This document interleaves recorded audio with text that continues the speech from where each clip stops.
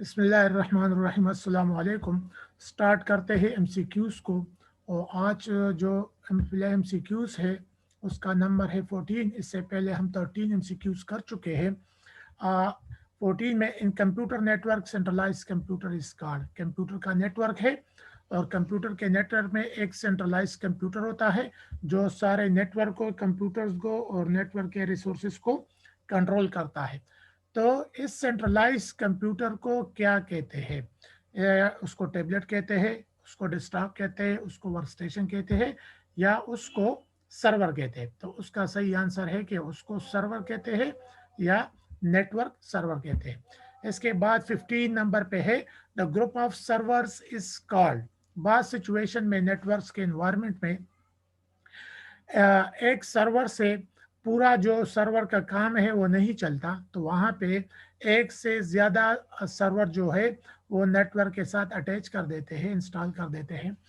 तो एक से ज़्यादा या ग्रुप ऑफ सर्वर के इस ग्रुप को क्या कहते हैं? ऐसा नेटवर्क जहाँ पे एक से ज़्यादा सर्वर यूज़ हो रहा हो, तो फिर उस ग्रुप ऑफ सर्वर्स को, सर्वर के उस ग्रुप को क्या कहते हैं? उसको नोड कहते हैं, उसको नेटवर्क कहते हैं, उसको रिसोर्सेज कहते हैं। इसका सही आंसर है सर्वर फार्म्स। उसको क्लस्टर भी कहते हैं। Group of servers is called cluster और group of servers is called server forms.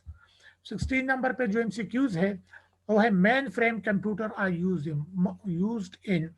Main frame जो है ये पावरफुल कंप्यूटर है, ऑर्गेनाइजेशनल कंप्यूटर्स है। तो इसको कहाँ पे यूज किया जाता है? उसको स्मॉल ऑर्गेनाइजेशन में यूज किया जाता है, उसको मीडियम ऑर्गेनाइजेशन में यूज किया जाता है, उसको होम में यूज किया जाता है, और या उसको जो है लार्ज ऑर्गेनाइजेशन में यूज किया जाता है। तो सही आंसर इसका है कि मेन फ्रेम जो है उसको बड़े ऑर्गेनाइजेशंस में यूज किया जाता है। इसके बाद है 17 नंबर पे mainframe resources can be access by a device car.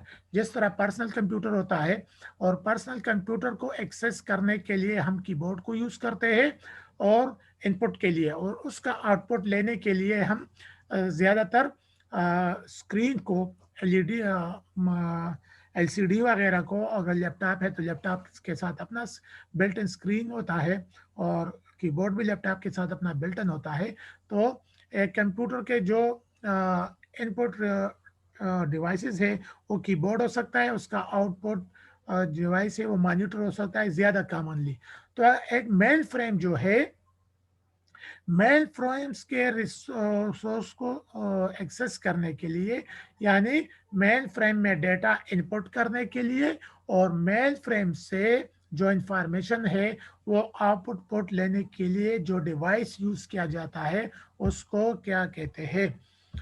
Modem होता है, हब होता है, वो स्विच होता है, और इसका जो सही आंसर है उसको टर्मिनल कहते हैं।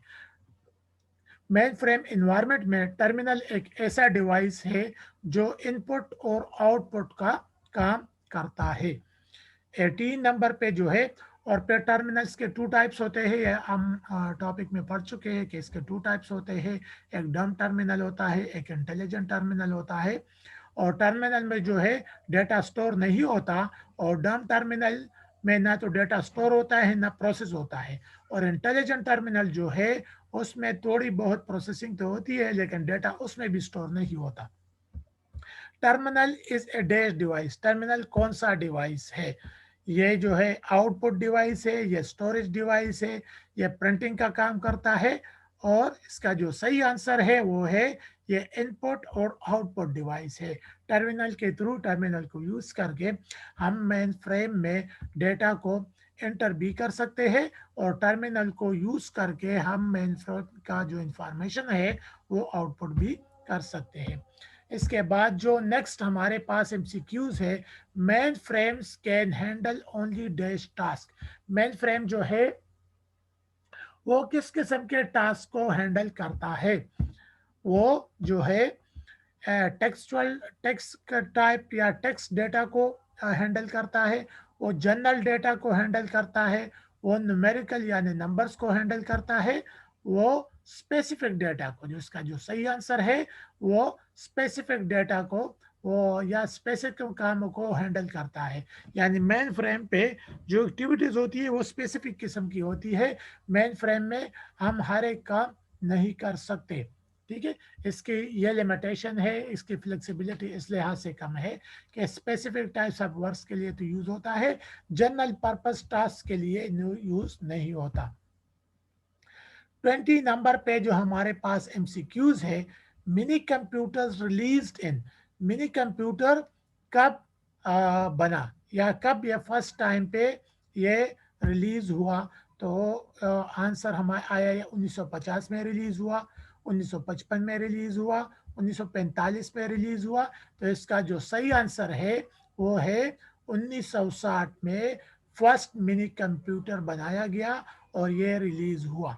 मिनी कंप्यूटर जो है ये मेन फ्रेम और डेस्कटॉप के दरमियान एक किस्म का कंप्यूटर है। मिनी कंप्यूटर को मिड रेंज कंप्यूटर भी कहते हैं, ठीक है। और ये मेन फ्रेम से ज़रा कम पावरफुल है और डेस्कटॉप कंप्यूटर की निस्बत ज़्यादा पावरफुल है। मतलब डेस्कटॉप कंप्यूटर की निस्बत ये ज़्यादा इनपुट और आउटपुट डेटा को हैंडल करता है। 21 नंबर पे जो एमसीक्यूज है, mini computers got their name due to, mini computer, ये मिनी कंप्यूटर का ये नाम जो है ये किस वजह से इसको दिया गया?